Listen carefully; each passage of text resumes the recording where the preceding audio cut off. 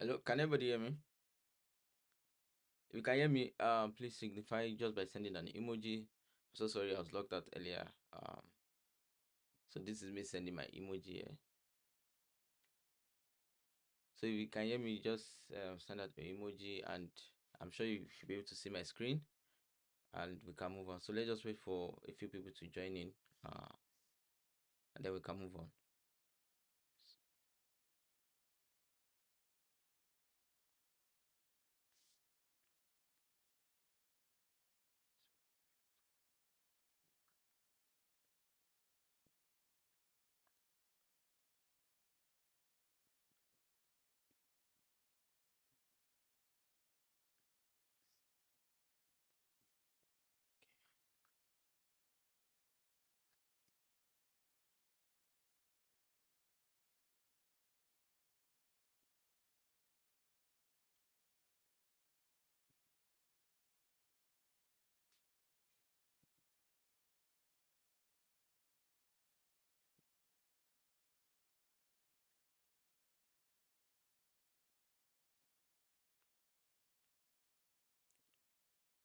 Yeah, I've not said anything. So this is just only three people on the call, on the live.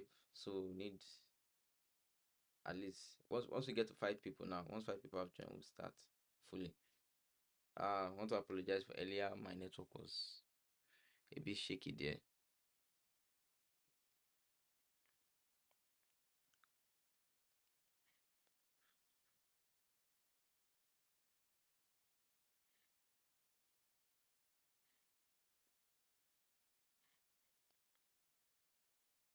Okay, so now let's get started, right? So yesterday we talked about user experience design.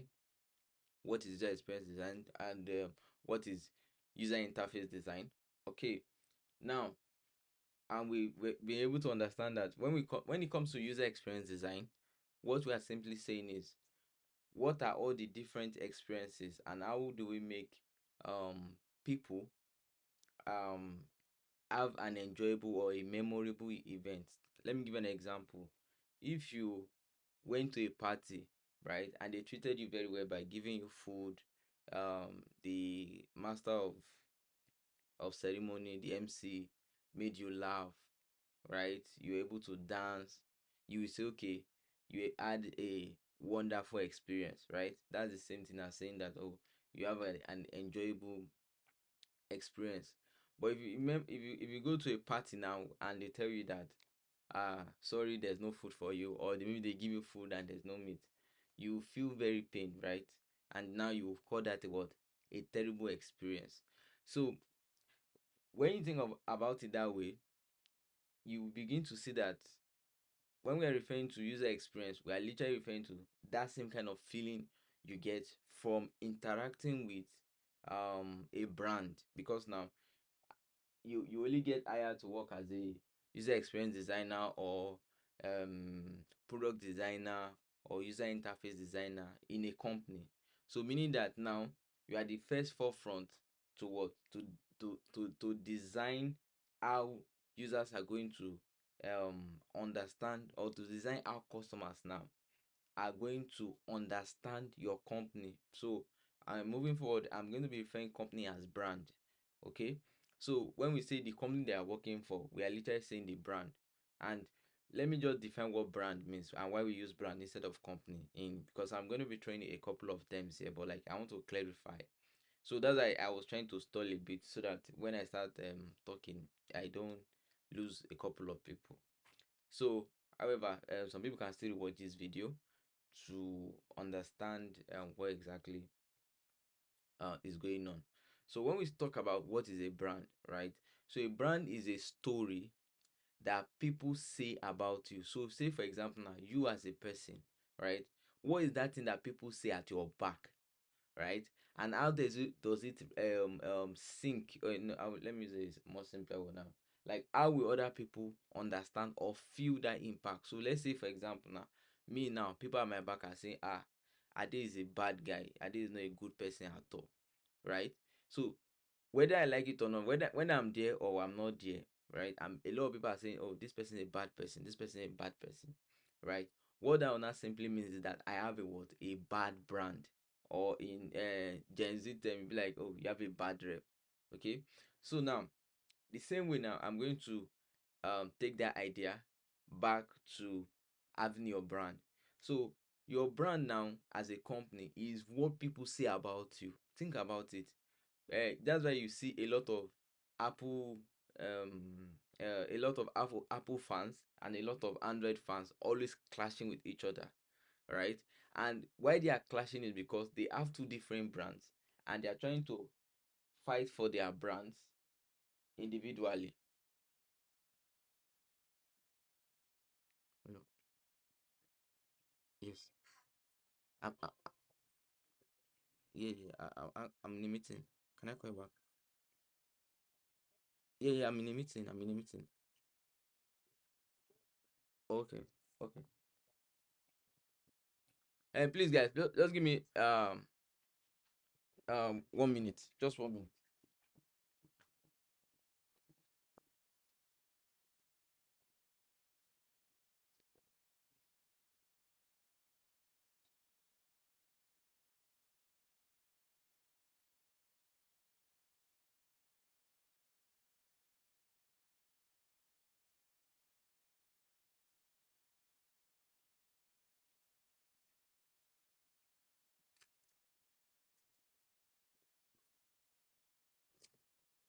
I'm so sorry about that. Okay. So now, when we say brand, um we are saying that it is what people say about you. Okay. So that's why over the years, many companies, what they've done is that they've tried to influence people, right, to believe a certain way about them, so that when people are talking at their back, it is those things that those people will be saying. All right. So that's why when a lot of people have already like bastardized the word branding, because when they say branding, we're not saying that you should lie about yourself, right? And that was where the idea of like influencer marketing even came into being in the first place, because now they are influencing you to say things about them in a certain way. And that was how influencers started popping up in the social media, in social media generally, right? So now when you now think about it from the perspective of the brand, right? And you've understood that, okay, the brand is the same thing as a company, right? But they are not exactly the same thing, because your rep is your brand. But referring to brand also means that you are referring to a company. And a company must have an identity, right? So for example, if I say, okay, what is your identity? Now I say, okay, oh, me, oh, my identity, I identify as a Nigerian, right? And by my qualities now, okay, I'm black, I'm from Africa, I'm dark in complexion, um my tribe is Yoruba, my tribe is Hausa, or my tribe is Igbo, um right? I eat this kind of specific kind of food, right? Those things are around my own identity. Those are around my own lifestyle, right? It doesn't say anything about like, oh, okay, is this person a good person or is this person a bad person, right? So when we are beginning to relate to ideas like that, we now begin to relate to what? To brand. Now, for the brand to now make sense, are we together? For brand to make sense, company decided to start influencing people. But in order to do that now, um they needed a lot of people to come into place in order to make sure that, okay, um they are what people are saying about them at their back, right? Whatever people are saying about them at their back is the right set of things. That was why they decided to employ um user experience designers, brand designers, and so on. Okay. So when they did this, what that simply meant was that now people started seeing them in a different light.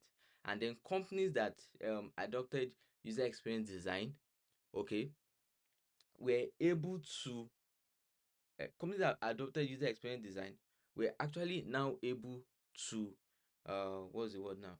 They were able to make way much more money. And you can see that today in the life of Apple, in the life of Microsoft, in the life of Google, right? And I cited example yesterday, like how Google was able to beat Yahoo or Yahoo Mail, the right, out of the market. So now using what user experience now you will see online a lot of people think that user experience, and this way I want to like give a disclaimer and then we're not going to fully into the topic of the day. Okay, just a moment, please.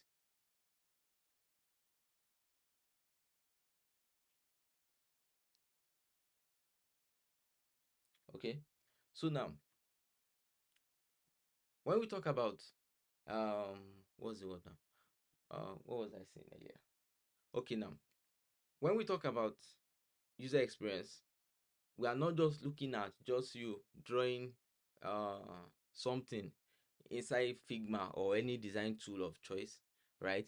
We are talking about what is all the different touch points. By touch points, what I mean is like what are all the different um places that people can um what's the word?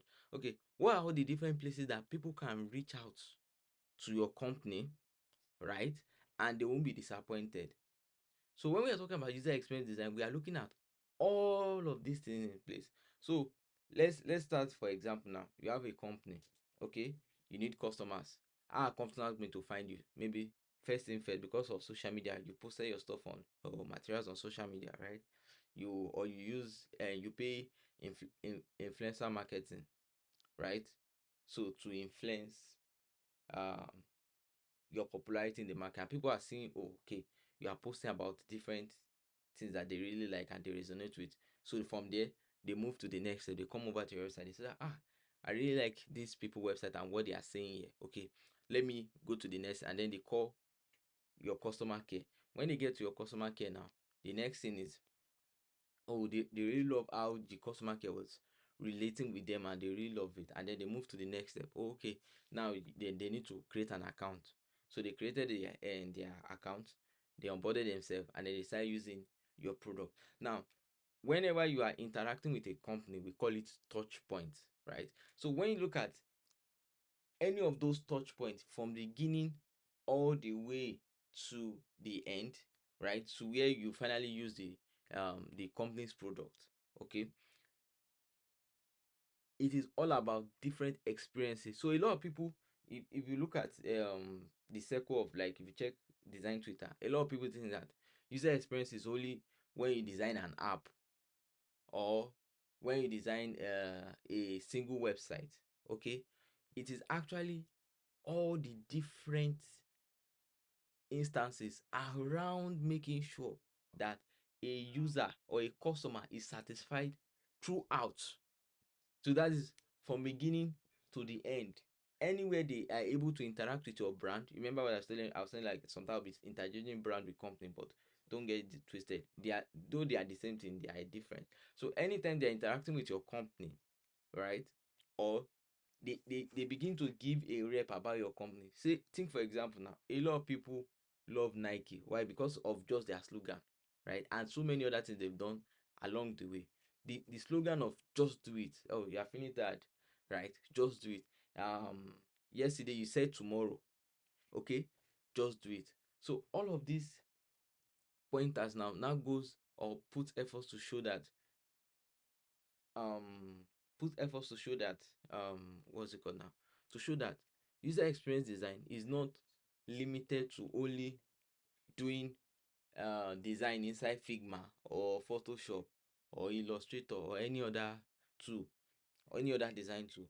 It is thinking about, okay, how are we going to find the users? How is the users going to find us? How are we going to make sure and make sure and tell the users that, oh, we are the best thing that happened to them after religion, right? So these are the little things that now makes you as a user experience designer to be valuable, because they know that the company knows that their future is literally in your hands.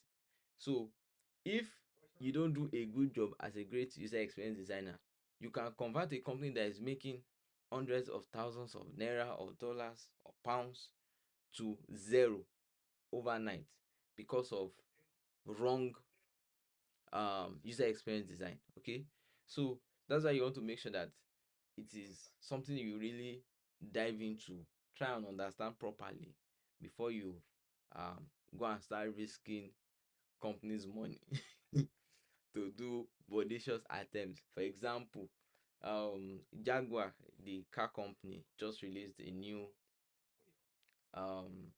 brand. So they just did like a rebrand. They changed their logo, changed the car and everything. But the marketing material that they used to to showcase their rep was just totally off. It didn't resonate with many people, right? Many people call it different kind of names and so on and so forth. So all of these things, I'm very sure that they must have spent millions of dollars to make sure that all of those rebrands and everything, because even they even have to like rebuild different car concepts to just show people that okay, they are new, they are different, and they are heading towards the future. But it didn't sit well with a lot of people. And even there are so many brands that ordinary logo redesign that they did, a lot of companies had to change their logo back because they noticed that their sales were dropping drastically.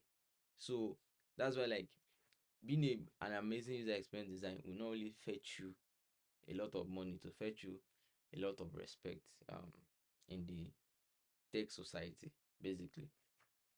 So now let's move into uh the topic of today: know your users.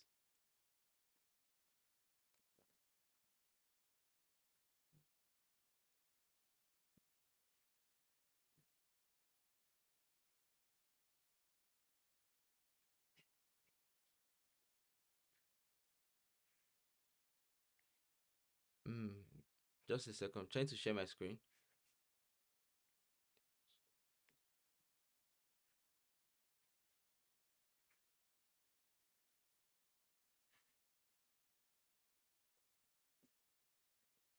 One moment please.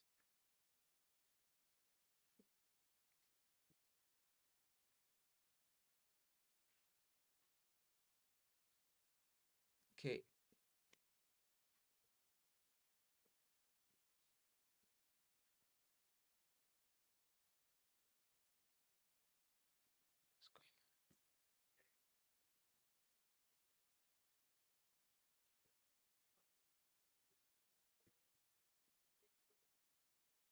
Okay, if you can see my screen, please can you do a post an emoji so that we can continue.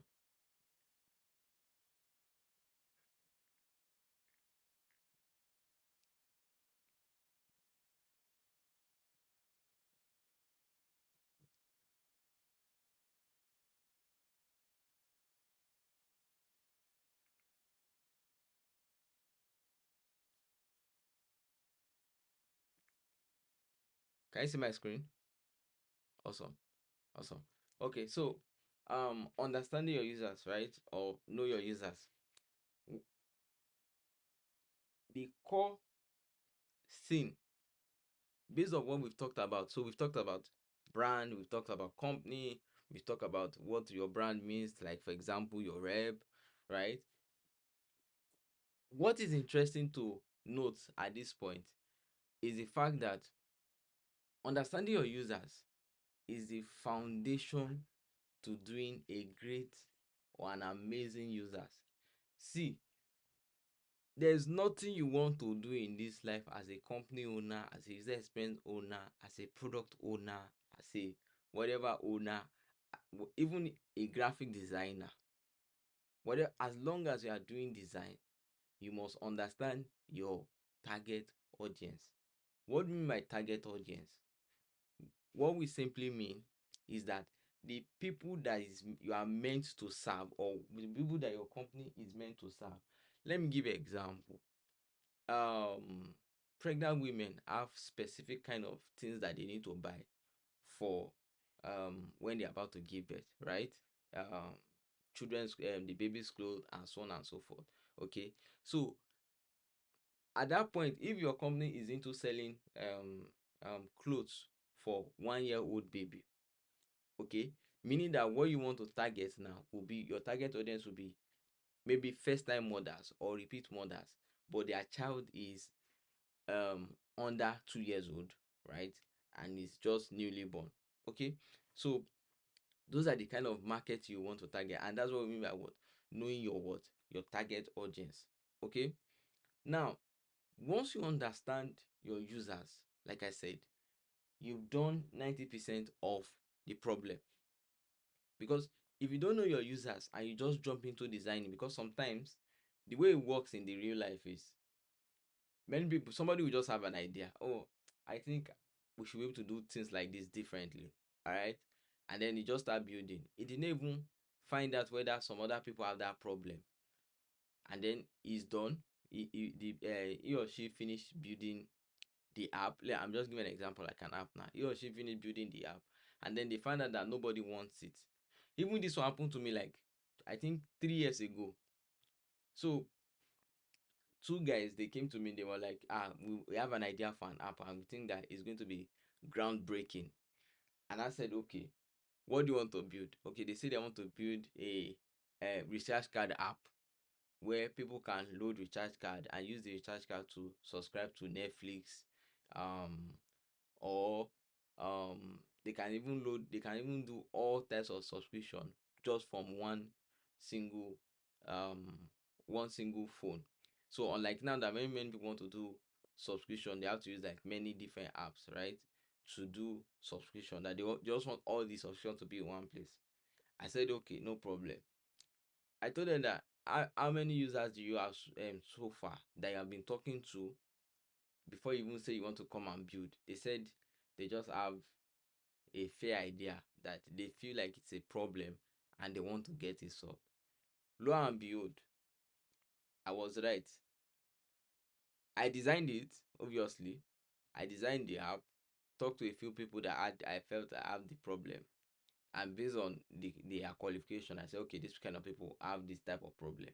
I designed the app, and then only for them to not have more than 50 customers for a company that they were about to invest over um $1 million on, does not have more than 50 customers. So I didn't want to make it, because for you to invest $1 million on a company, that means you need to have at least minimum of 2,000 users using it monthly, and they are probably paying a subscription fee to use it at maybe um 5,000 naira or $6 by equivalent, or £5 or £4 rather per month.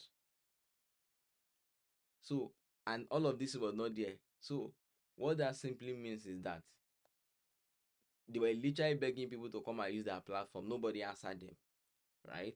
And now 2 years later, they decided to come back to me again. I was like, oh, they have a new idea. It's like this, it's like this, it's like that.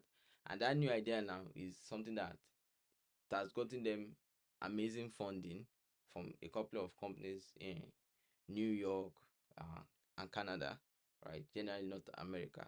And now they have sustainable users, and they are also in the fintech space, and they are doing interesting numbers, which I don't want to say here in this live class. All right.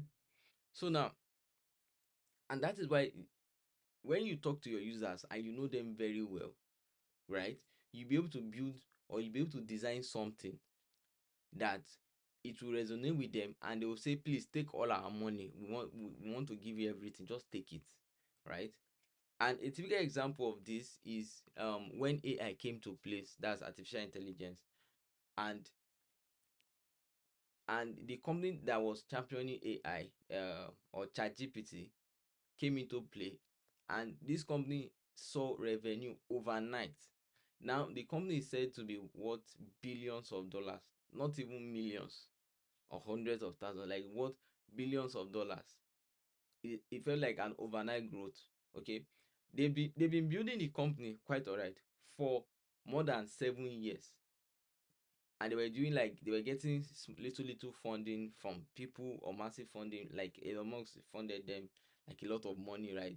But they were just doing it low key. They were not talking to users, they were just building low key. So they already had the technology, but they did not know what to use it with, right? Until when they started talking to users. Immediately they started talking to users, they found out that they could create something that they could integrate their technology with, which now became a chatting app. right? This chatting app now made them so much money that they did not even believe it's going to blow up quickly like that, right? And a lot of people now are leveraging them to use their chatting app to create even $1 million businesses. Okay, just from understanding the users. Okay, so now let me go into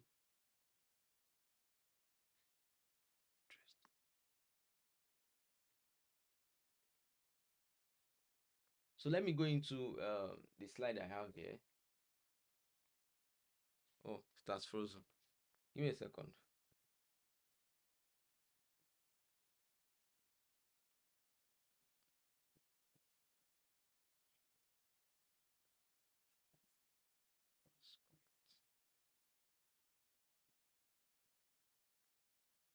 Please give me a second. I don't know why it's not responding.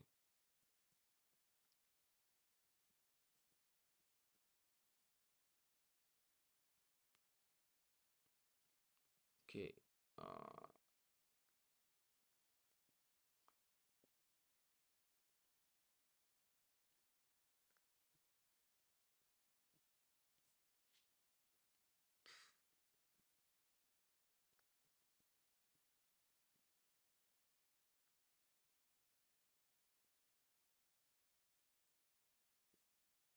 okay. So everybody should be able to see my screen now, right? So now we have understanding users, the foundation of great design. So let me go to the first thing here. Yeah. So why I've given like a general story, but like I just want to show you my slides, right? Um, why understanding users is crucial is I've given you so many examples about why understanding users is crucial. Is that for you to create amazing design, right? You need to understand who the users are. We're going to do a little bit of practical in Figma just to get an idea. We'll think of an idea and figure out how to understand the users. Okay, so for us to create amazing users, we need to what? And for us to create amazing designs, we need to have solid what information about our users. And what I mean by solid information is that we now need to understand what problems, or in the right terms we usually use, is what are the pain points, what are the things that is pinning them, right? That is causing an ache to them, or what are the things that they know that could be done easier, faster, or better, and much cheaper. Because these are like the themes around different users and the kind of problems that they tend to have. Okay, so and you can see the assumption here that without understanding users, design will be based on assumptions and not fact, and this will be what very very problematic. And I'm giving you an example as to why we have that kind of problem. Okay, so now how do we now understand, or how do we find out about people that have problems or our target audience? We now employ what we call user research, right? And the idea of user research is that it's just a way to find out, to know who our people, what problems are they facing, what do they want to achieve, what do they want to achieve, what are their motivations, right? And then how you as a designer, having understood all of these things, right, can create a product. By product now I mean like an app, or a design that users are going to love and crave for. Okay, I'll give you an example. Now I use ChatGPT almost every day. I literally crave it to the extent that I pay for it. Okay, and I don't mind paying for it. So so with that, now you can see that as long as I crave for it, right? I'm going to be what's the word now? I can't even imagine my life right now without using ChatGPT on a daily basis. Like, never. I can't, because I use it on a daily basis for, is it writing? writing text, writing code, building apps, designing on Figma, thinking about um thinking about different ideas, brainstorming ideas, and all of those things, right? So that is an example of a product well done. So that's the idea of user research as an introduction, right? And then let's talk about user research basis. Okay, so what the very first step in user research is you need to plan out your research. Okay, and what do I mean like planning out your research is that there's nothing in life that you want to do that does not start with a plan, and it is based off of that plan. It is based off of that plan that you can now use, or based on that plan that you can now know the actual direction of where you are going to or what you want to achieve. Okay, now there are now many like other components to user research, which is the user research basics, right? So is that number one, you need to have your plan. Okay, oh, how are we going to go about this user research? How many participants are we looking to talk to? Who are the possible target audience we might have? What kind of problems are we looking to solve? Right? So these are the items that will go into your plan. Okay, now once you figured out your plan, the next step now is how do you want to implement your plan. So in your plan, like, because we usually have a research user research document, right? So inside that document you are actually going to identify um what kind of mode do you want to use to conduct research. So and we have like multiple types of ways in which you conduct research. Okay, so you could do what we call a primary research, or you could do what we call a secondary research. A primary research, simply put, means research that you do by yourself, meaning that you were able to talk to the users first and, okay, through different mediums, all right, which I will expand on shortly. And then we now have secondary research. For secondary research, these are usually like side talk, like basically that's the idea, like it's just side talk. So side talk, like you come into a meeting, you always have like a product owner, product manager, developers, and so on, right? And then, or research you get from the internet. So all of this information put together, all those kind of side talk that are okay, we've learned this about our users, we've learned this about our users, we've learned this about our users. um Take it. Unfortunately or fortunately, many what's it called now, let me call it fortunately. Fortunately or unfortunately, many user experience designers do not get to experience the aspect of research holistically.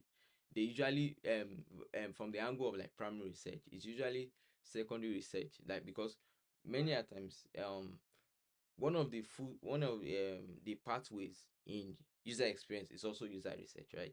So sometimes if it's a very very big company that they can afford it, they can have a user research expert separately, and then you as a user experience interface designer now can will now take whatever findings that they get, and then you build from there.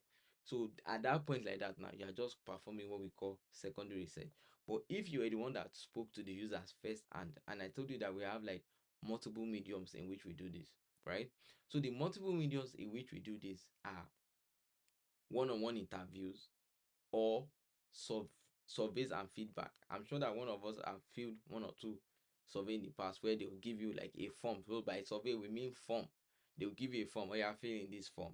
Put your name, put your whatever details that belong to you, right? And then people that are conducting user research now can ask you questions around around that.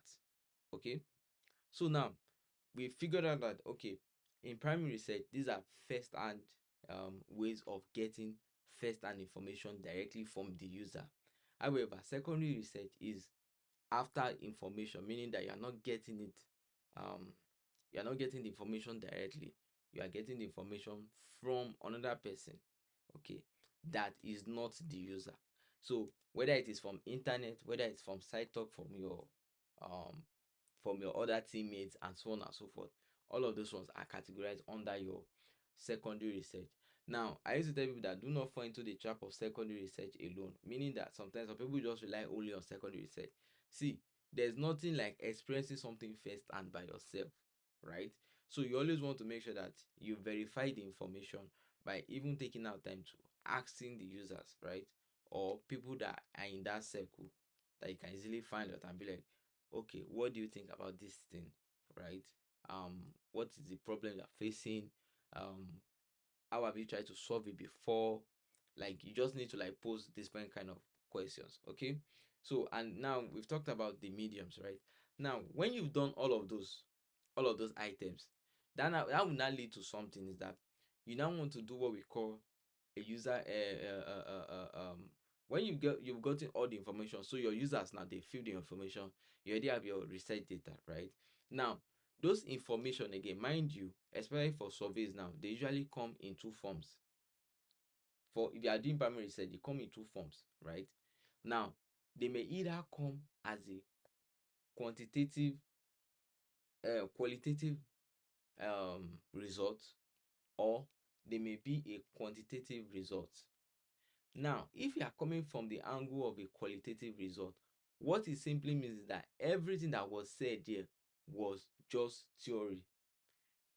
Like they are just theoretical ideas. I will expand on it shortly. But when we are talking about quantitative result, we are referring to numbers. So for example, in the course of the survey now, you will see, let me just give you a sample. So if I do qualitative,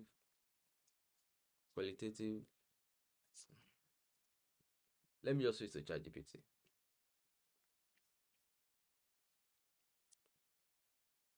Okay, so yeah, give me, my system has frozen.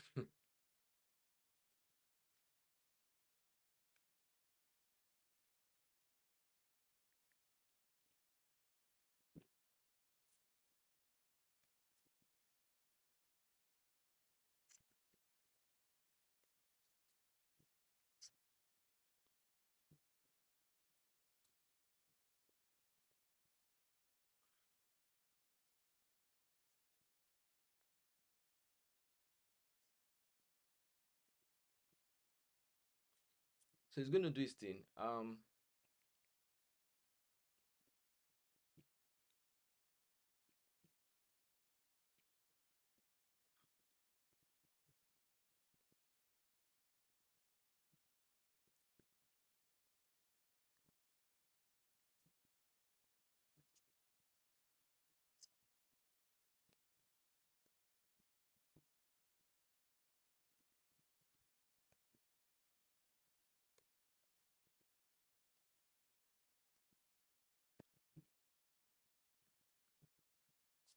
All right.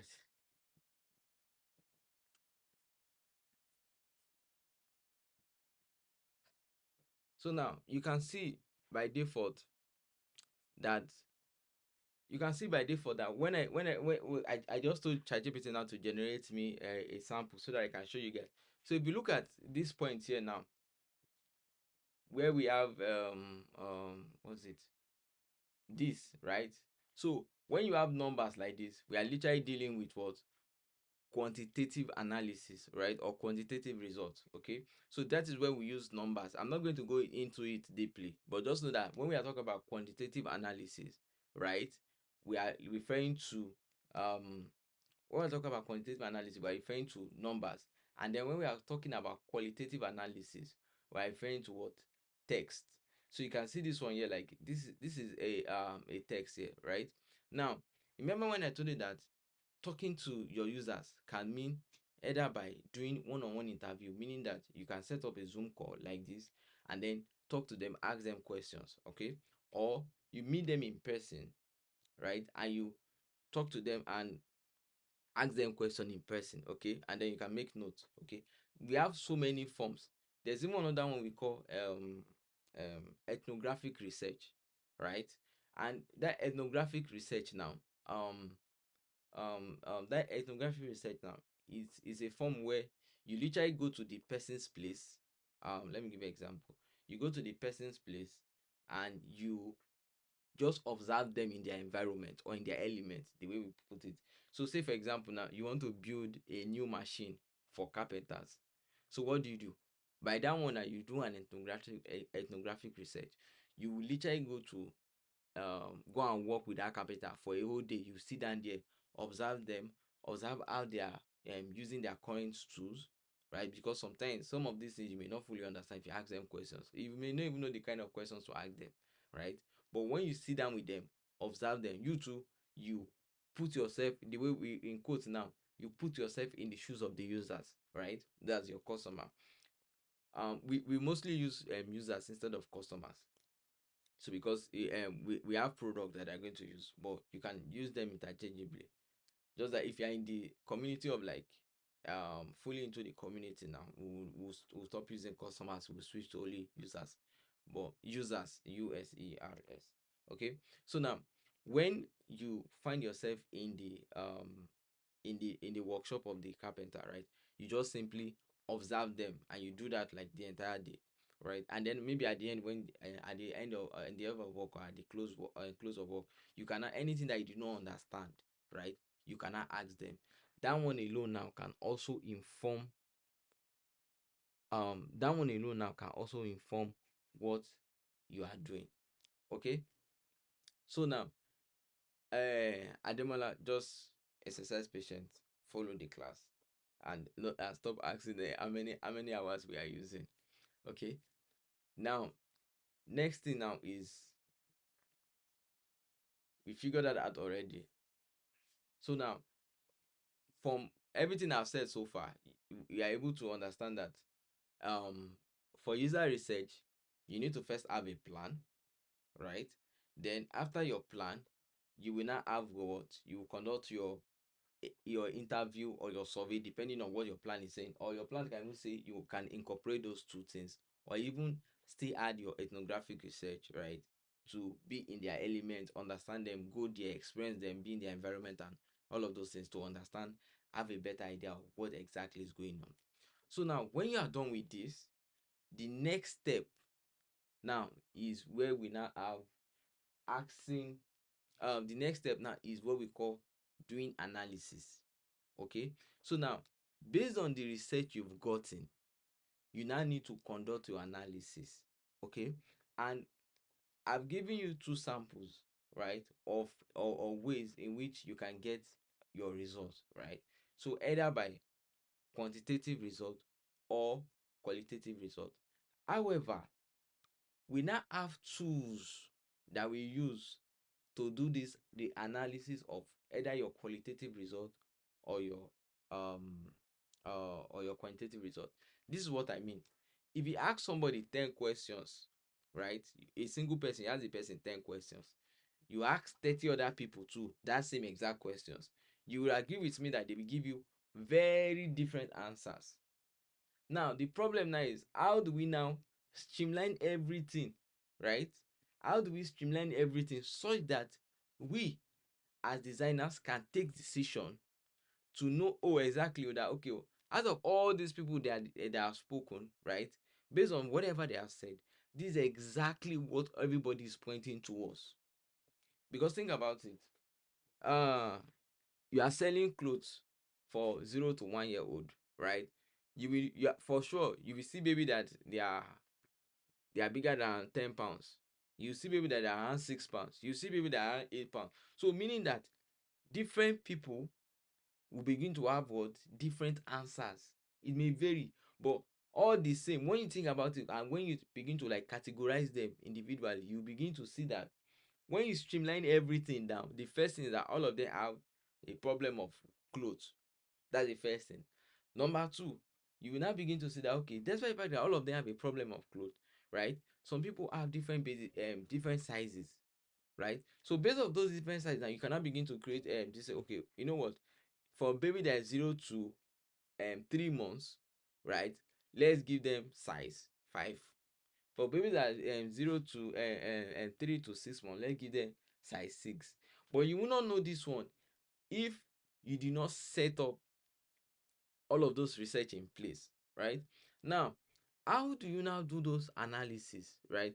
We now have different tools to do those analysis. We're not going to talk about them in this class. I'm just going to mention them now. Okay. So we have empathy map. Okay. I like the question. Why is all this research important? So we have empathy map, we have affinity map. And when you think about it, what is a map? It's a what? It's a tool that takes you, that gives you direction, or that shows you direction of where you are going to, right? So that's why every tool that we use, we usually call them map, to understand to understand the research we've gotten. And by extension, we don't actually call them research again at that point. We call it data, the data we've gotten, in order to understand the data we've gotten. Now, the reason why research is important is, if you had joined earlier, you would have understood that customers have what we have been talking about since, is that we need to know our users, right? And how do we know our users? By what? Studying, by studying our what, our users, right? And that is why, what's the best way to study your user, or what's the best way to know your user? By doing research. And that is why research is important. And I've said that if you don't know your users, everything else you are doing is a waste of time, because whatever decision you are making is a total waste of time. Okay, that's why you say, sometimes you say, some governments, they are living in cloud nine, because they don't what, they are not putting themselves in the shoes of their users. And that's what we are talking about. Like, you need to conduct research, you need to know who your users are. And we've gone on to talk about, like, what are the different ways in how what is the process in conducting a successful research. And then we've now mentioned the different types of map that you can use to what, to simplify the data, so that it makes sense to you. Okay, because if I say I should talk about empathy map, affinity map, right? And there are so many types of map. We have empathy map, affinity map, customer journey map, user journey map, user flows, and so on and so forth, right? So, but I don't want to prolong this call, because I want to finish my slides. Okay, so now, moving on, we now have, so once you now synthesize your data, that is where you will now be able to generate user personas. Now, it's not in all cases, right, that you generate user persona, because I've seen a lot of people that will talk about, like, it's a must you generate user persona. Okay, instead of saying user persona, right, you can also say categories of people that want to solve problem for. So now, the popular term is that a user persona is a fictional character representing your target audience. It is not actually, and this is why, like, my slide is going to be going against what I'm saying. But that is why it is important for you to come to class, so that when you see the slide, and if you only just focus on the slide alone without me adding words to it like this, you will not understand. And it's because we know that in case our slide leaks out, that's why we do it this way. Okay, so that you can get the best information. Now, when you are seeing user persona, it is not entirely true that it is a fictional character representing your audience. It is also your target audience. So it's just to be in alignment with your team, right? About, oh, okay, where exactly is our target audience? Okay, for example, now there was a company I was working for earlier, and we have one person. So instead of even giving the person like a name, we just call the person like just a phrase, and we call it the three-legged lady. Like the lady have three legs. So so and that three-legged lady now, we'll be like, okay, if it's a three-legged lady, like, how will she feel? Like, okay, um she will feel embarrassed, obviously, like, oh, that she has three legs. um she will feel a certain way, okay, based off of the research we've done earlier. And the kind of people, the kind of even target audience we have is like the youngest person there, like the youngest users that we have, they are like around 55 or 56 years old. right? And many of them are using the product and they are very happy and they are paying. Even there's a running joke that we used to say that at that time, I would say, we have a running joke that, okay, who is dying next? Like, it's very funny, but like, the way we lose users is because they are too old and they die like every year. So that's the running joke in that company that's working for them. They're like, who is dying next? So but that's on the funny side now. You ask a question here. Say, is it your duty to um work as a user researcher? So, as a very good designer, right, you have to do your research in whatever capacity you find yourself. Okay. Now, if you are doing UI, many a times, you still have other forms of research. And again, this thing I'm about to say is like, this problem, it's actually a huge problem, because many times companies will tell you that, okay, you have your research team, right? And what we just need you to do is just do beautiful UI. So what you can now do is that you can literally now do secondary research by asking the user research that, okay, what are their thought process, what did they think about it, and then they can give you detailed information. And if you still feel like, because let me tell you, I can show you that when you start designing, you feel some gaps in your design. And when those gaps come up, you can always go back to go and meet the user researcher or the project management team to continue your work, your further secondary research. Okay. All right. So so yes, it actually means UI designer, but let's move forward. Now, the we've talked about user persona, right? Is that the person might be a fictional character and may not be entirely be a fictional character. You could literally use someone from your interviews that give you their name, right? And then their lifestyle and so on and so forth, right? And then, or you could base it over category, like, okay, so say because there was, I remember, let me give another analogy. So I remember when we wanted to build an app that was going to mirror YouTube. Okay. So what we found out from the research was like, there were three categories of people. Two categories basically. We have non-working class and working class. And then the third category was like, okay, if you are less than 30, we categorize, and you are non-working class, we categorize you as a student. Okay. That was what made it three different categories. Okay. And then we outline what these three types of people wanted. Okay. So that was how we were able to filter all the 60 interviews that we had with different users based on survey form, one-on-one interview. Okay. And then we now streamline everything together. As a UX designer, it's part of your responsibility to do user research. Okay. Maybe in the next class we'll talk about the design thinking process, and then you will see how I identify all of these processes. So I'll give you like high level or top level, or a eagle eye view of the entire map of a user experience workflow. Okay, but and by workflow I mean that, okay, what's all the process that they do from user research till they get the final design out there for people to start using. Okay, so now moving forward, we figured out user persona, user interviews, surveys and feedback. And now uh I don't want to talk about empathy mapping.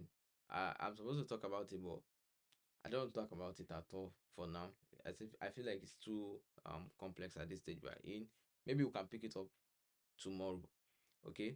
But if I'm going to send it about empathy mapping, the general idea is that we just want to identify what people are saying, what they think, um, how they feel, right? And how do they behave when we are asking them remember all those questions, right? So we want to categorize all their answers and paste them like this. So if you notice, if you look at this body, we just paste them like this. So but I'll go into in-depth details tomorrow. Okay. So now let me just give a rundown of what is the basics of um building or structuring a user persona, right? Obviously, if you have a clear picture, not really matter. You could just have a description of the person, like one liner description. Okay. So, but if you look at this now, first thing first, just by seeing this guy alone, the way he's looking, it gives the idea that okay, he is a black person, right? And is a youth. You understand? And it's kind of like energetic already. Okay. And is if you look at the picture again, it's kind of like optimistic. So and these are we like we break it down into, so we want to know the person's demographics. His name is not really important, but so that there's alignment with the team. What I mean by alignment is so that everybody in the team now is able to relate with each other. They understand that okay, do you remember Oliver Jones? Oliver Jones does not exist anywhere. But like Oliver Jones is a representative of one of the people or categories of people that they've understood that okay, oh, this person is going to be representing us whenever we want to refer back to whenever I want to refer back to whatever design we are working on, right? Or whatever inspired their designs. So you identify what is their demography, and by demography we are saying what is the person age, where do they live, which school did they attend, what's their educational qualification. And mind you, please, this template is just for beginners. It is not the actual template, because your design and your research will vary. Do you understand? I'll give you example. Let's say you are doing research, you are doing research for pets, and you go and start putting demographic for pets now, right? Or you are putting goal for a pet. Do you see where the issue is now? So all of this is like is depending on your project, right? But most of the time they look like this, but it's depending on the kind of project. So but the idea is that you should have like a user persona that you can work with and so on and so forth. Okay. So if your user persona has to do with human being, and it also has to do with um relating to something around this, right? Because like I said, user experience is not a one day thing. It's a very complex idea, and it's ever growing, and there is no one way street that makes something right, but there are many ways street that makes it wrong or makes it not user experience, right? And those are the kind of things we are trying our possible best to correct in the tech space. Okay, so we have the goals, we identify the pain points. Remember, I told you, out of everything that is important here, if you are going to even take anything away, you should like identify the pain points of your personnel. If you cannot identify the pain point of your personnel, you've wasted everybody time. Thank you. Come and start going to your house. Okay. So now, if you look at this now, his idea is to become a designer and work at a prestigious fashion house. And what is pain point? Refreshing the wardrobe without breaking the bank, staying at the cutting edge of fashion. So just this one alone will tell you that okay, he doesn't have enough money, right? And even if you want to look at it further, you probably have like problem with like educational system. I'll be paying for education to get the right information or to get the right access to meet to get the right connect, right? To lead or to work as a in a very good fashion house. Okay. So now if you look at it, his goal here, right? If you look at the goal here now, and this is like another example on the right here. So you can see we have another person, Emily Johnson, 25 years old, college student. Even here, you can even add gender if you want. Okay, that's if it relates to what you are trying to solve. Say for example, now you are doing maybe a menopause planner, or you are doing a menstrual cycle planner, right? So some of these things will have to come to play. So depending on whatever project you're making, that is what you can add. So you can add many ideas like gender, religion, and so on and so forth. But if it does not pertain to your project, remove it. It's not necessary. That's why like user persona is not one way street that it has to be copy and paste like a template that I use all the time. No, it's just to give you an idea of how it works, right? What is constant is just your pain point. Every other thing can change. Your pain point is very very like the word, like the keyword pain point. Okay, what is this user's pain point, right? Every other thing can change. Their goals can change. In fact, you may not need age. Do you understand? It may be location. I'll give example. Let's say you are trying to design a dam, right? You don't need to know the age of the people before you create your dam, right? You just want to know, okay, where's the location of people, where's the location that people are living. It's just like the way we have like masts now. They can't just put masts everywhere. They don't need to know your age before they install masts, right? That's why I said that your user persona is a very very flexible item. It's not something that is very very strict. It is your project that will determine what you should add. But based off of what we were saying earlier, your research is going to give you enough information about this. The only thing that is constant here in the entirety of everything is identifying the pain points.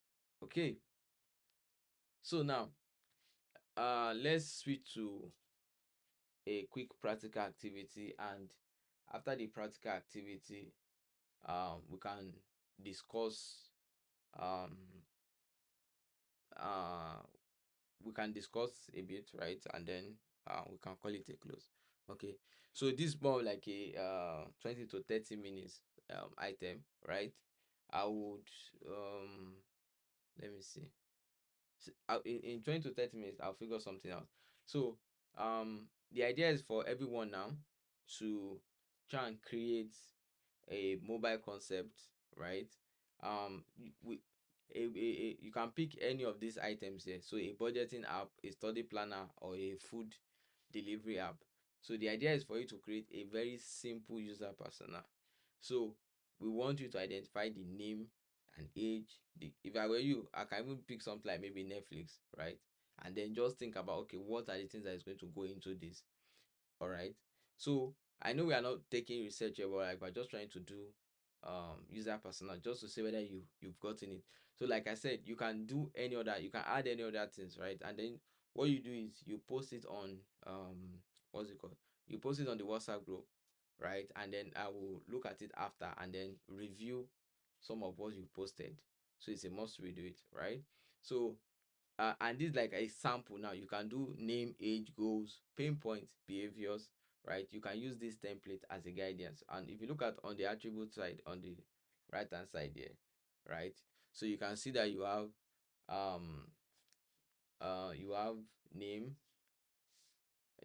John Smith, this age, his goal, the pain points, the behavior, right? So now let's get to it. So the time is, so I'm going to set a timer, right? So this is what's the time now? Okay, 8:49 in Nigeria and 2:49 Eastern Time, Toronto. So 20 minutes has started, and then you can stay on the live call. We'll come back shortly. Thank you.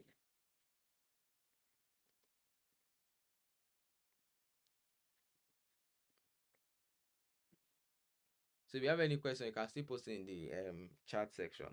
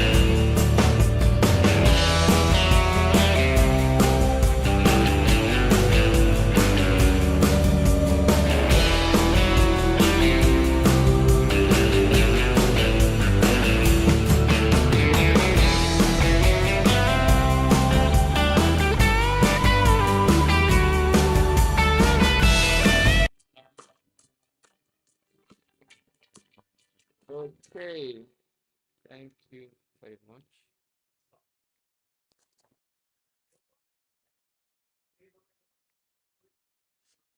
Can everybody hear me? If you can hear me, please signify and we can move forward. Thank you so much for paying attention and submitting your post. So let me see. Let me go over who who made submissions and we can just review it together. So apparently I don't send any submission on the WhatsApp group. Okay. So maybe I'll just use the time to go over empathy map because I think we are practically done um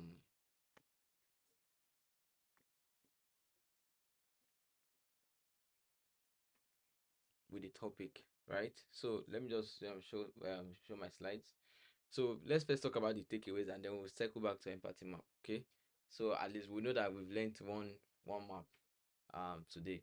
So takeaways are, the first is user research is very important and it is critical for creating meaningful and impactful designs. Um, Empathy map helps you understand users beyond just surface level data, meaning that um, is let me circle back to that. Okay, a solid user persona ensures your design aligns with the real needs. Okay, and then you can, if you apply all of these skills to real project and practice them, right, it's going to help you to and practice them, it's going to help you to become a better designer. And you can also make sure you um join communities to share and gather feedback, okay, or give feedback as it were. So now there's something I want to identify, and that's some Figma. Let me see. Give me a second here. Yeah, okay. So there's something I want to identify in Figma. Only my, give me a second. What's wrong with this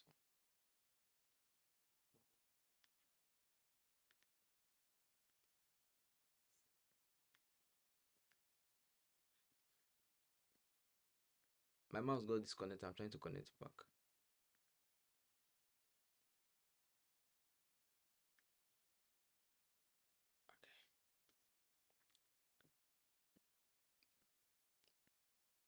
Okay. So now there's something I just want to quickly identify in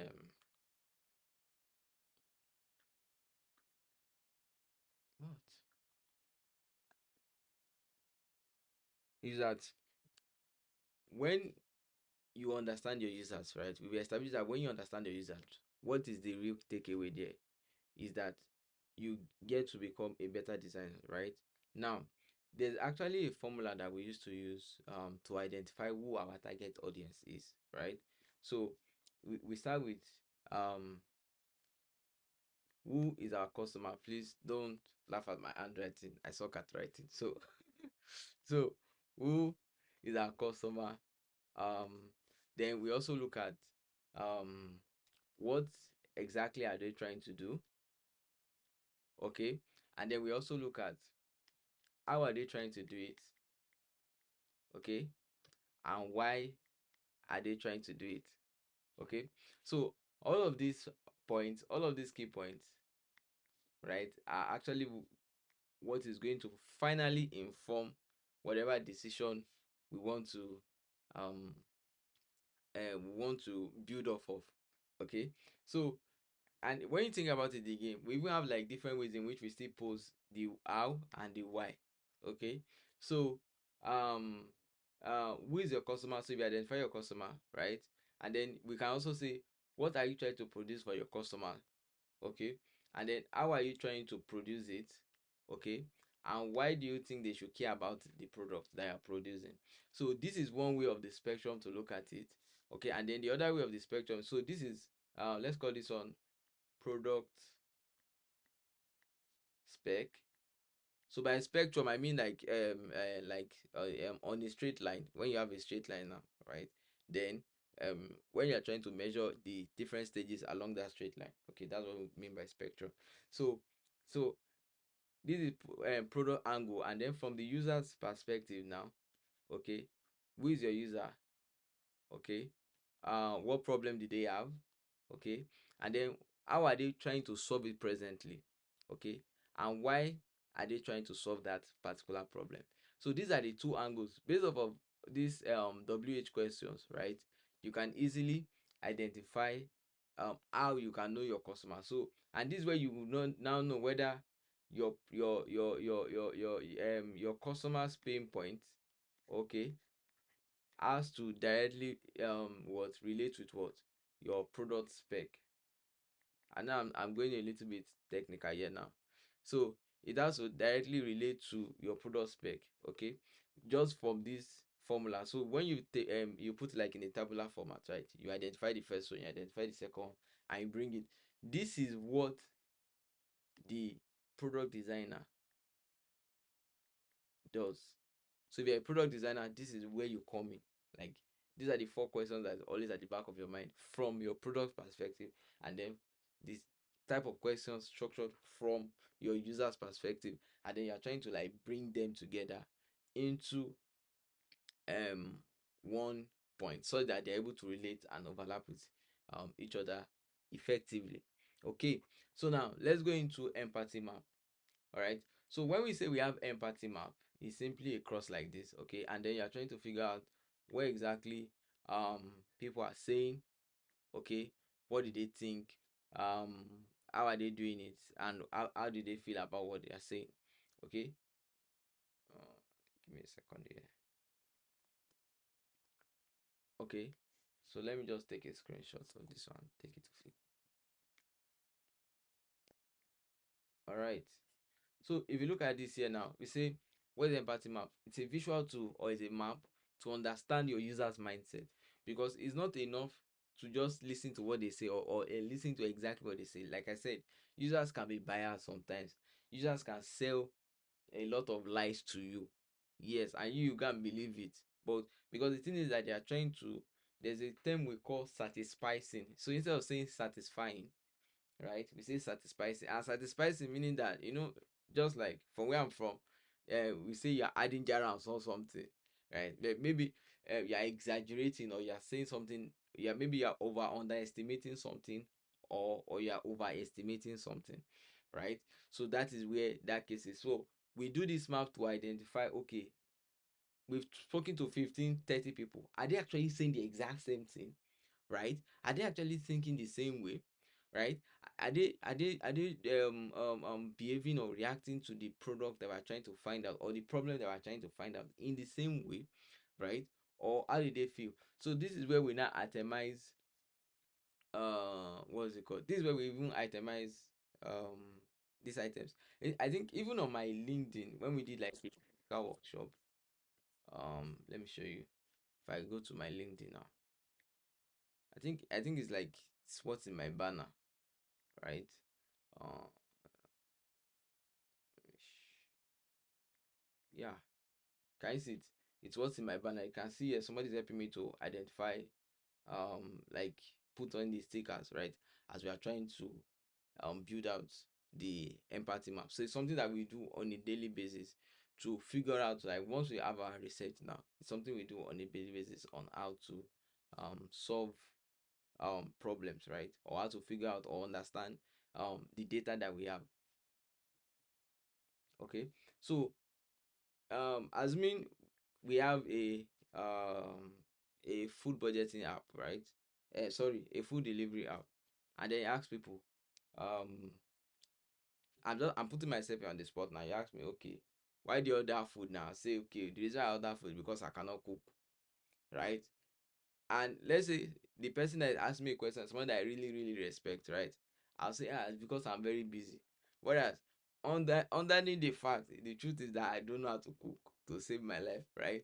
So these are the things that you can say to that you can easily identify and say, okay, maybe this person actually trying to say something like this. Okay. So now we have the so when you get all your data, right, you get it from your what's it called now, from your research, right? And then once you've gotten your data from your research now, you begin to take the information they are saying and then begin to say, okay, let's say they've said 5 or 10 things now, right?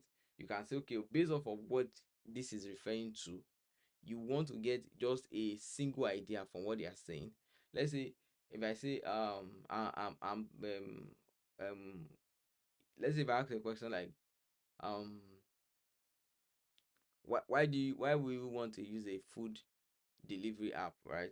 I'll say okay, because I don't have time. Okay, so we can go on to say okay, in this space here now, right, under says now they can say it's too busy, right? And then when you put this too busy now, you want to put in quote now what I said that qualifies this too busy. Okay, and then if you think about it again under so we have says does, right, and then we have things and feels, right? If you think about it again, in regards to like what is going on through, because the thing that you want to think about like what is going on through Ade's mind when he say he's too busy, right? We can say okay, um he's thinking that um um too busy here now when you bring it over to this side. Okay, so and this is a act for what's it called, um a act for empathy map. If you are bringing any information from this place to this angle, is mostly positive, right, or it's mostly targeted towards positive. And then you see this two side here is mostly targeted around negative ideas, and you see what I mean. So if I bring it there, you can say okay, I didn't say he's too busy. What does he actually thinks? He thinks that okay, um ordering food will save time, right? So we save him time. Okay, now how does he feel about it? He's actually feeling frustrated, right? Because the frustration is not coming from him being too busy. The frustration is actually coming from him being hungry, right, and not having enough time to either cook, okay, and not having enough time to cook basically. So we can structure it like this. So you see how like we have like the text, and then we can also have like the caption of what he's saying that reflects something like this. And then does is, so what is at the end. So if you look at does here, where I will break it and say how does the user behave and interact with the product. In this case now we are looking at okay, how does the user, if we are starting from scratch, because see the design circle or design thinking circle, design thinking process is not a linear circle, like it's not in a straight line like this. No, it's on a circular line, it's ever moving. Okay, so now you always have like your starting point. So if you are starting from scratch, right, you will usually say okay, how is the user reflecting to what, not product here but what, problem. Okay, like what is the problem that they have that they're trying to figure out. So what, and let me tell you something, there's no how in this life, if somebody have a problem, they're actually already figuring out a way of doing it. So whatever solution you are bringing in will probably be to make it better, right, or faster or cheaper. So these are the things that you think about already, right? So what does he do now? He's still doing he's still taking, out of the time that he say he's busy, he's still working or commuting. He's commuting 2 miles, or for the case of some people, let's change it to is commuting 1 hour to get food. Are you seeing it now? So already now, if we want to now craft out what we call a problem statement, we will discuss in the next class, right? It will now say,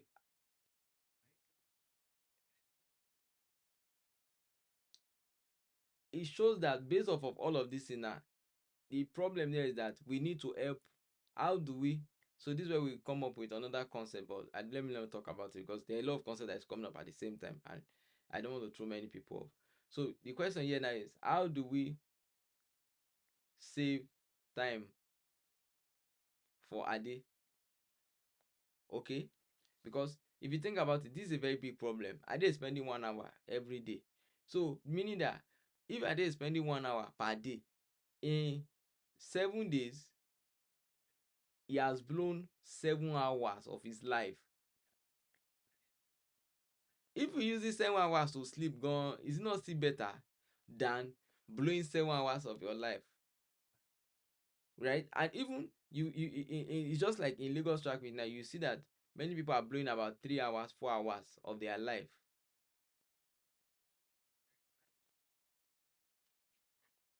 Are we still on the call?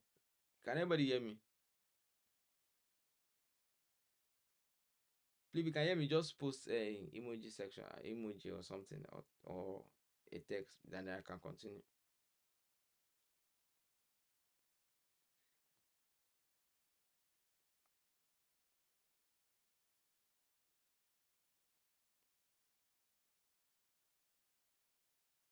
Anybody?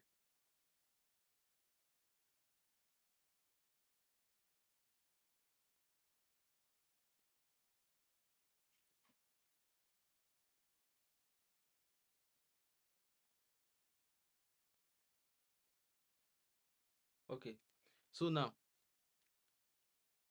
based off of this, now we have um the product life cycle, right? So now we can answer that, how do we now save a day time such that it doesn't have to what? So what we are doing, two things for him here now. We are saving him what? Time and energy. Okay. So how do we save a day time and energy? That's where we now come up with our solution, that okay, by creating a dispatch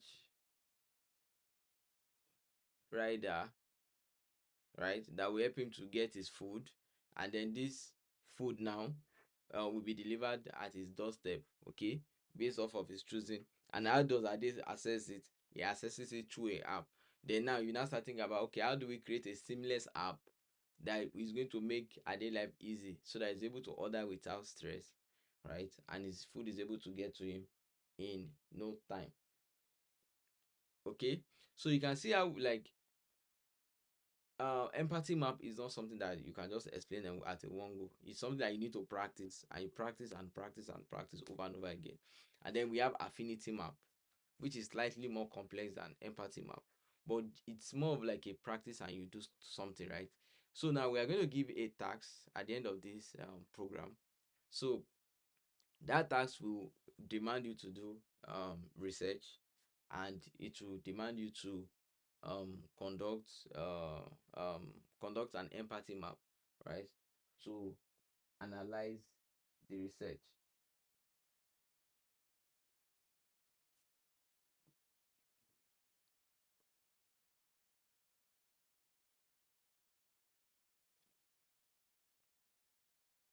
Okay, so thank you very much, guys, for coming on the call.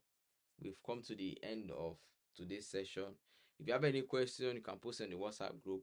Make sure you share this video with other people so that they can benefit from it, and that will be all. Thank you, guys. Cheers for now.